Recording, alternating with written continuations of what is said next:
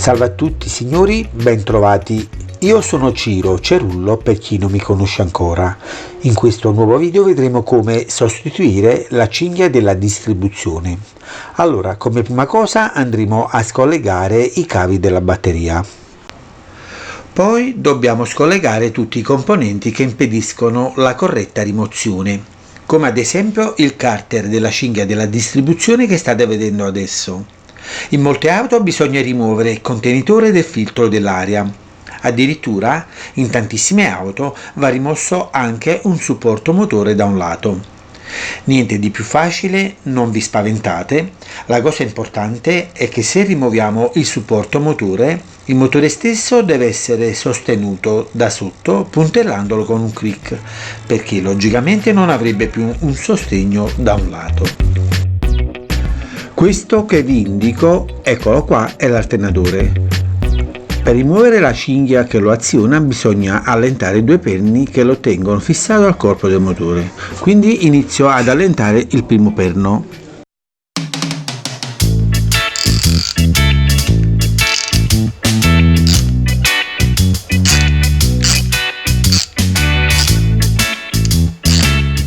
Bene, i perni sono stati allentati, ora l'alternatore è libero di muoversi come vedete, per cui posso rimuovere la cinghia che lo aziona.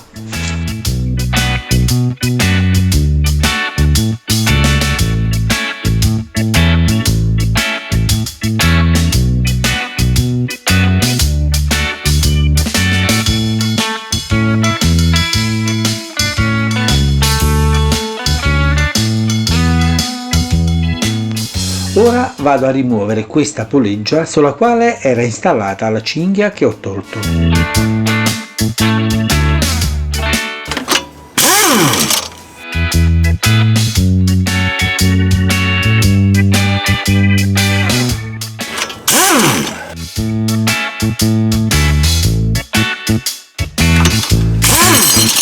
Da notare che l'auto sulla quale sto effettuando il cambio della cinghia è molto vecchia, ma questo non vuol dire nulla in quanto la procedura mostrata è sempre la stessa, per cui questo video va bene anche per le vostre auto.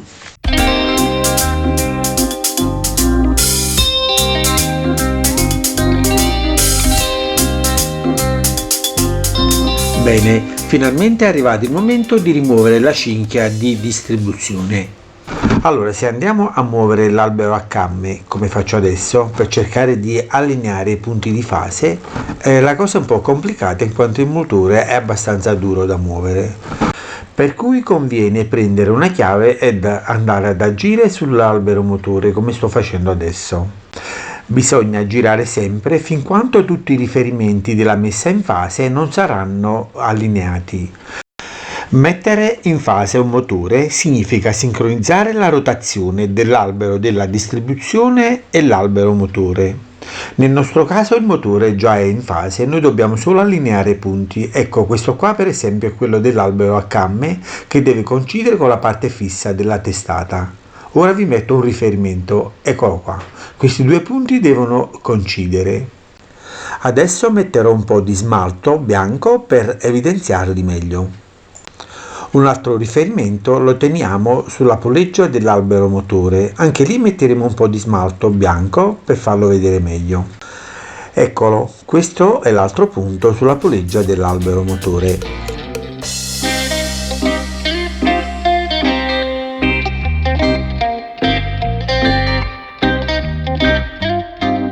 Infine andiamo a cercare il terzo riferimento che si trova sul volano.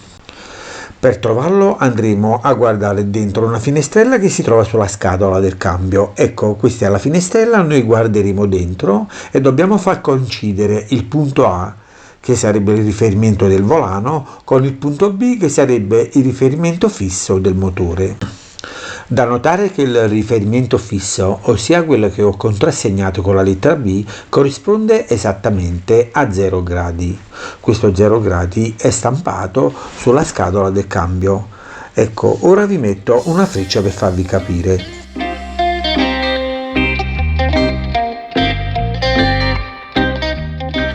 Se due riferimenti non sono ancora perfettamente allineati, possiamo sempre agire sull'albero motore come abbiamo fatto prima.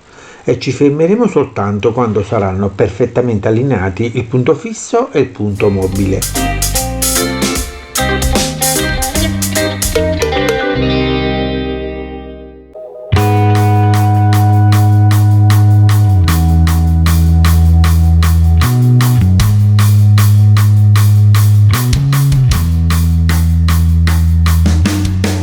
Ok signori, allora tutti e tre i riferimenti sono stati allineati, ora non ci resta che togliere il cuscinetto tendicinghia per rimuovere la cinghia.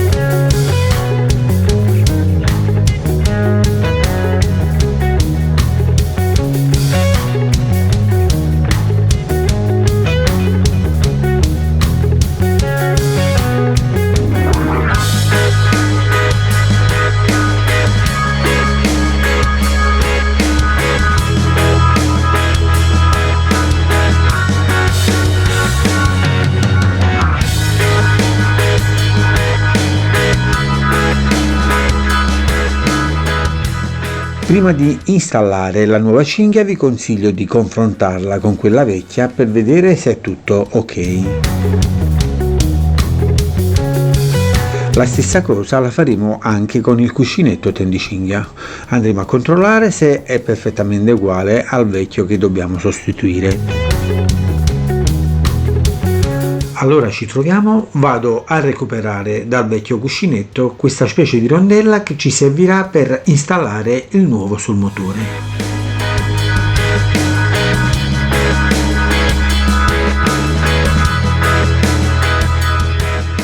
Ok, è andata, posso anche procedere adesso.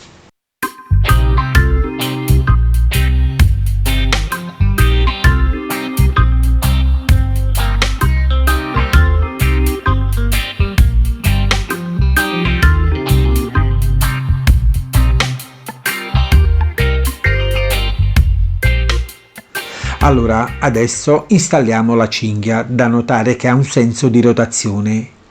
Infatti, queste frecce devono essere rivolte nel senso di rotazione del motore. Poi quando installiamo la cinghia dobbiamo far coincidere questo riferimento bianco, ecco qua, con i riferimenti che abbiamo messo sulla puleggia dell'albero a camme. Ecco, questi sono i riferimenti quando andremo a installare la cinghia. Quel riferimento bianco che vi ho fatto vedere prima deve coincidere con questi due riferimenti. Ora vi faccio vedere una foto. Eccola.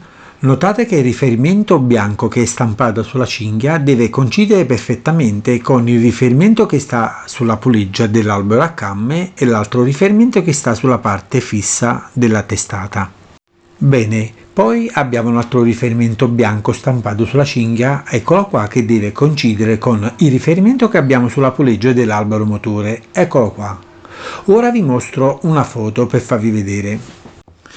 Eccola, notate che quest'altro riferimento deve coincidere perfettamente con il riferimento che abbiamo segnato sulla puleggia dell'albero motore.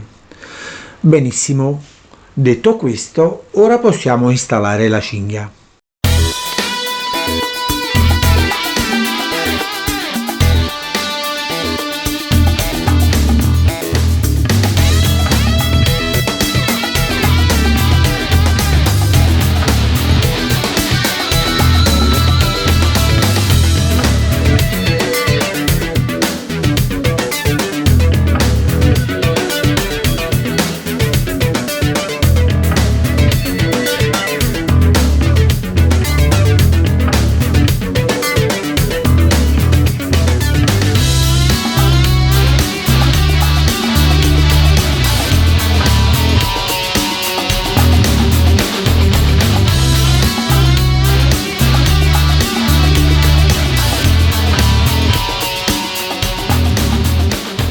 La cinghia è stata installata correttamente, ora non ci resta che regolare la sua tensione agendo sul cuscinetto tenditore.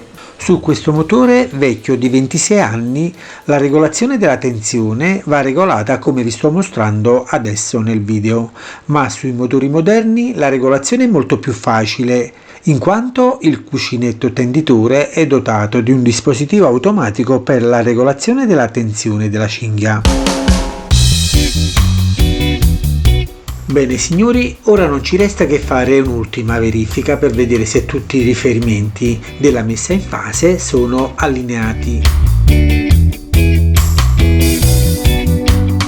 Allora, il primo riferimento, quello della puleggia dell'albero a camme, è tutto ok.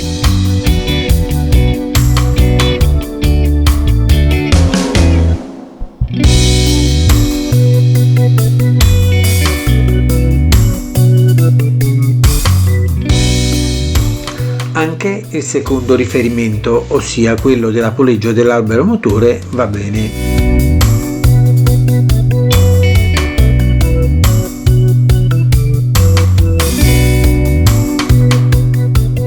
Infine andiamo a dare un'occhiata anche al terzo riferimento che si trova sul volano.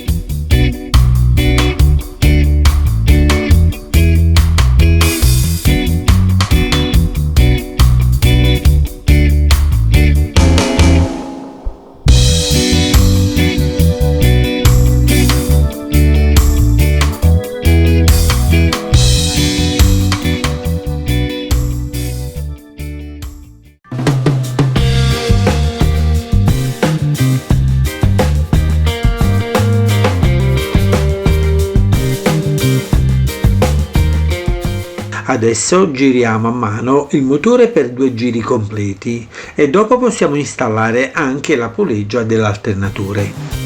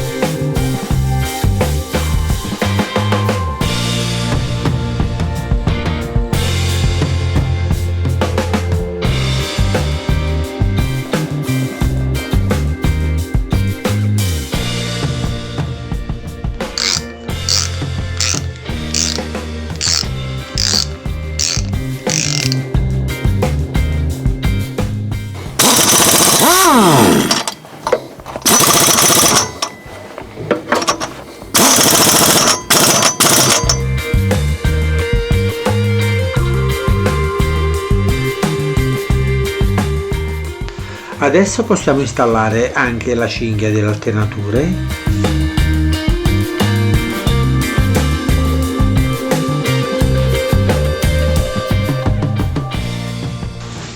Facciamo attenzione a non tendere molto la cinghia per evitare di rovinare i cuscinetti dell'alternatore.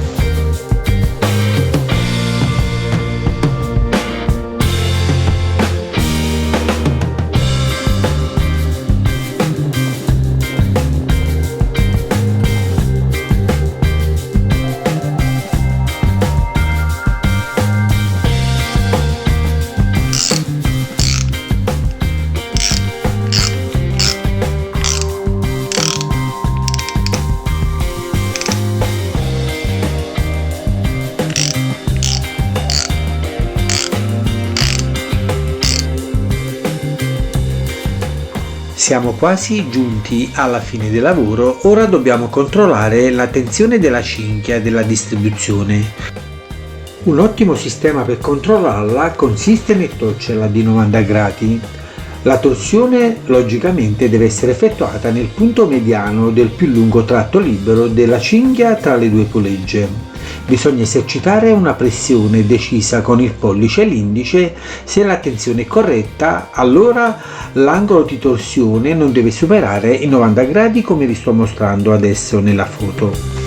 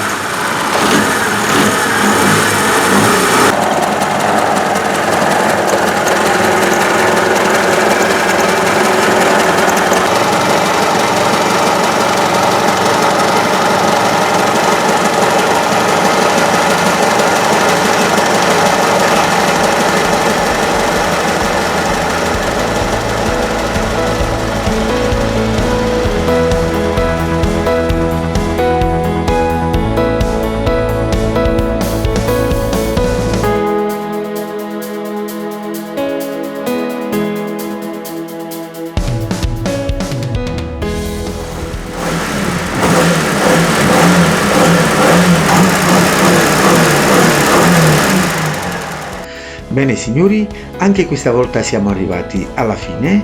Spero che avete gradito ciò che vi ho mostrato e questo me lo potete dimostrare soltanto mettendo un mi piace a questo video ed iscrivendovi anche al mio canale. Beh, allora ci vediamo alla prossima, vi auguro tante belle cose e vi faccio tanti saluti da Napoli. Ciao a tutti!